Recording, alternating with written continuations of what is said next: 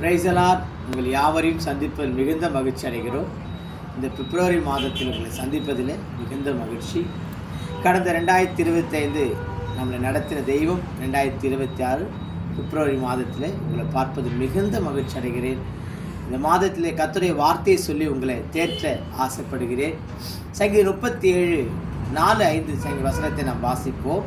கர்த்தரிடத்தில் மனமகிழ்ச்சியாயிரு, அவன் உன் இருதயத்தில் வேண்டுதலை உனக்கு அருள செய்வான். உன் வழியை கர்த்தருக்கு ஒப்புவித்து அவர் மேல் நம்பிக்கையாயிரு, அவரே காரியத்தை வாய்க்க பண்ணுவோம். அல்லேலூயா. இந்த மாதம் எங்களுக்கு தேவன் கொடுத்த வாக்குத்தத்தம் இந்த வார்த்தை. இதே வார்த்தையை நாங்கள் உங்களுக்கு கொடுக்க ஆசைப்படுகிறோம். கர்த்தரிடத்தில் மனமகிழ்ச்சியாயிருங்க.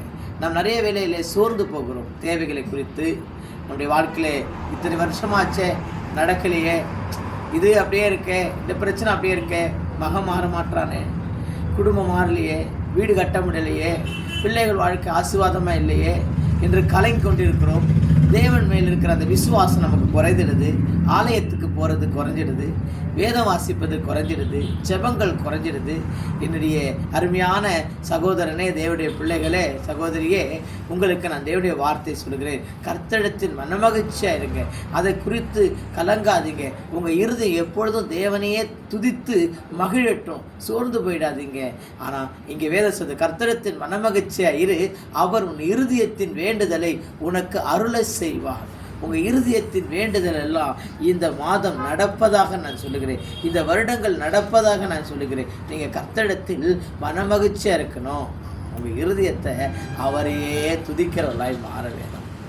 ஆமாம், 5ஆம் வசனம் சொல்லுகிறது, உன் வழியை கர்த்தரிடத்தில் ஒப்புவி, அவர் மேல் நம்பிக்கையாரு, உன் காரியத்தை வாய்க்க செய்வார். உங்கள் வழியை உங்களுக்குள்ளே ஒரு வே போட்டிருப்பீங்க பாருங்கள், அந்த வழியை கர்த்தரிடத்தில் ஒப்பு வைத்திருங்க. ஐயா, நான் என் வழியில் ஓடலை, உங்ககிட்ட ஒப்பு கொடுத்துட்டேன், இனி நீங்கள் நடத்துக்கன்னு அவரையே நம்பி இருங்க. உங்கள் எல்லா காரியமும் வாய்க்கப்படும் இயேசுவின் நாமத்தினால. நீங்கள் எதெல்லாம் கண்டு குழம்பி கொண்டிருக்கீங்களோ அதெல்லாம் வாய்க்க செய்யும். வேதத்தில் எனக்கு ஒரு மனிதனை ஞாபகம் வருகிறது. அப்போஸ்தலர் 3ஆம் அதிகாரத்தில் இருக்கிறான். அவன் தேவாலயத்தில் முடவனாய் உட்கார்ந்து கொண்டிருக்கிறான். அவன் அநேகர்கிட்ட தர்மம் எடுத்து கொண்டிருக்கிறான். அவன் தாயின் வயிற்றில் பிறந்திலிருந்தே சப்பானியாக பிறந்திருக்கிறான்.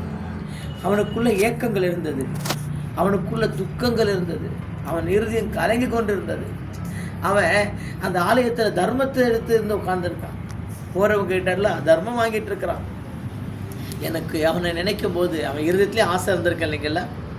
அவன் தாயின் வயிற்றுலேயே சப்பானியாக இருந்து பிறந்துட்டானே. அவன் நடக்கிறவங்களை பார்த்துருப்பானே, ஓடுறவங்களை பார்த்துருப்பானே, குதிக்கிறவங்களை பார்த்துருப்பானே, நல்ல உடைகளை போட்டு நடந்து போகிறவங்களை பார்த்துருப்பானே. நீங்களும் கூட அப்படிப்பட்ட சூழ்நிலை இருக்கீங்களா?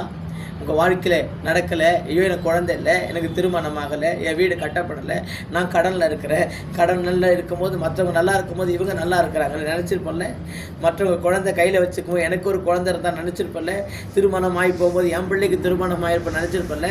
நல்ல பிள்ளைகளாக இருக்கும்போது என் பிள்ளை குடியில் இருக்கான, என் பிள்ளை இனிமேல் இருக்க மாட்டேன் நினச்சிருப்போம்ல. நல்ல பதவியில் இருக்கும்போது என் பிள்ளை இனிமேல் பதவியில் இருக்க மாட்டேன் நினச்சிருப்போம்ல. நல்ல வேலையில் இருக்கும்போது நான் இப்படி நல்ல வேலையில் இருக்க மாட்டேன்னு நினச்சிருப்பீங்கல்ல. கர்த்தரிடத்தில் மனமகிழ்ச்சியாக இருங்க. உங்கள் இருதயத்தின் வேண்டுதெல்லாம் உங்களுக்கு அருளை செய்வான். இவனுக்கும் அதே தான். குதிக்கிறவனை பார்க்குறான், ஐயோ நான் குதிக்க மாட்டேன், நான் நடக்கிறவனை பார்க்குறான்.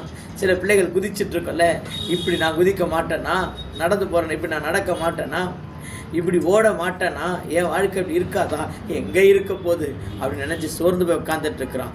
தேவ வார்த்தையை நம்புங்க, உங்கள் வாழ்க்கை மாறப்படும். இந்த தேவ ஆலயத்தில் பேதுரும் யோவானும் தேவனுடைய ஆலயத்துக்கு வராங்க. இவனை பார்க்குறாங்க, இவனும் அவர்களை பார்க்குறான். அவங்களுக்குள்ள இந்த விசுவாச வார்த்தையை சொல்கிறாங்க, என்கிட்ட ஒன்று இருக்குப்பா, அதை நான் தரேன். இன்றைக்கும் என்கிட்ட இருக்கிறத உங்களுக்கு தரேன். இந்த வேத வார்த்தை இயேசு என்கின்றவரை உங்கள் வாழ்க்கையை மாற்றுவார். நீங்கள் அவரை நம்புங்க. நீங்கள் யாராக வேணா இருக்கலாம். இந்த செய்தியை கேட்குறவங்க யாராக வேணா இருக்கலாம். இந்த வார்த்தை உங்களை வாழ வைக்கும். பேதுரு யோவானுக்குள்ள அந்த வார்த்தையை அந்த முடவன் நம்பினான். உங்கள் வாழ்க்கையில் நீங்கள் இப்போ ஆண்டவரை நம்புங்க. அந்த வார்த்தை உங்களை வாழ வைக்கும். அவன் நம்பினபடினா அவர்களுடைய கரத்தை பற்றி பிடித்து எழுந்து நடனம் போது அவன் குதித்தான். 8ஆம் வசனம் சொல்லு, அவன் குதித்தான். உங்கள் வாழ்க்கையில் ஒரு குதிப்பு, உங்கள் வாழ்க்கையில் ஒரு மகிழ்ச்சி உண்டாகும். 8ஆம் வசனத்தை நான் வாசிக்கிறேன். அவன் குதித்தெழுந்து நின்று நடந்து குதித்து தேவனை துதித்து கொண்டு அவரோடு கூட தேவாலயத்துக்குள் பிரவேசித்தான். ஆமாங்க, ஆசைப்பட்டான்ல. இப்போ அவன் கண்களால் பார்க்குறான். நானா நடக்கிறேன், நானா நிற்கிறேன். அவன் குதிக்கிறான், நிற்கிறான், நடக்கிறான், தேவனை துதிக்கிறான். அல்லேலூயா. இந்த வார்த்தையை கேட்டுக்கொண்டிருக்கிற உங்கள் வாழ்க்கையில் எதெல்லாம் இயங்கி கொண்டிருக்கீங்களோ அந்த காரியெல்லாம் நடப்பதாக, உங்கள் வாழ்க்கையில் வீடு கட்டப்படுவதாக, உங்களுக்கு கர்த்தர் கர்ப்பக்கனியை கொடுப்பாராக, திருமண காரியங்கள் நடப்பதாக, கடன்கள் மாறுவதாக, நல்ல வேலைகள் கிடைப்பதாக. காரணம் நீங்கள் அவரை நம்பணும், அவருடைய வார்த்தையை நம்பணும். கலங்கி கொண்டிருக்காதீங்க, குழம்பி கொண்டிருக்காதீங்க. உங்கள் பிள்ளைகள்லாம் நல்லா படிப்பாங்க, நல்ல நிலையில் நிற்பாங்க. அவரை மாற்ற நம்புங்க. இது நடக்கலையே, என் வாழ்க்கை இப்படி இருக்க நினைக்காதீங்க. இவனும் நினைச்சிருந்தான் தான், வார்த்தை வரும்போது நம்பினான். அவன் அவருடைய கரத்தை பற்றி பிடித்து கொண்டான். இயேசுவின் கரத்தை பற்றி பிடிச்சு கொள்ளுங்க, இயேசுவின் வார்த்தையை பற்றி பிடிச்சு கொள்ளுங்க. உங்கள் ஜெப குறைவெல்லாம் மாற்றுங்க, ஆலயத்துக்கு போங்க, வேத வார்த்தையை நம்புங்க. ஆமாம், மூடதனத்தை நம்பிடாதீங்க, மூடமான காரியங்களை நம்பிடாதீங்க, மூடமான காரியத்தை கேட்டுறாதீங்க. அப்பாவை நம்புங்க, அப்பாவை தேடுங்க, துதிங்க. அவன் குதித்தெழுந்து நின்று நடந்தான் என்ன தெரியுமா நடக்கும்? 10ஆம் வசனத்தை நான் வாசிக்கிறேன். தேவாலயத்தில் அலங்கார வாசலில் பிச்சை கேட்டு உட்கார்ந்திருந்தவன் இவன்தான் என்று அறிந்து அவனுக்கு சம்பவித்தது குறித்து மிகவும் ஆச்சரியப்பட்டார்கள், பிரமித்தார்கள். ஆச்சரியமான காரியத்தை செய்வார், பிரமிக்கத்தக்க அதிசயங்கள் அற்புதம் உங்கள் வாழ்க்கையில் செய்வார். உங்களை கண்டு அநேகர் ஆச்சரியப்படுவாங்க, பிரமிக்கிற காரியம் செய்வாங்க. தேவனை நம்புங்க. இது வரைக்கும் ஆலயத்துக்கு போலையா, ஜெபிக்கலையா, வேதத்தை வாசிக்கலையா, மனம் திரும்புங்க. பரலோகராஜ்யம் சமீபமாக இருக்குது. அப்பாவுடைய காரியத்தை ஊழியம் செய்யலையா, ஊழியம் செய்யுங்க, ஜெபிங்க. கர்த்தர் பெரிய காரியங்கள் செய்வான். கர்த்தர் உங்களை ஆசீர்வதிப்பார். God bless you.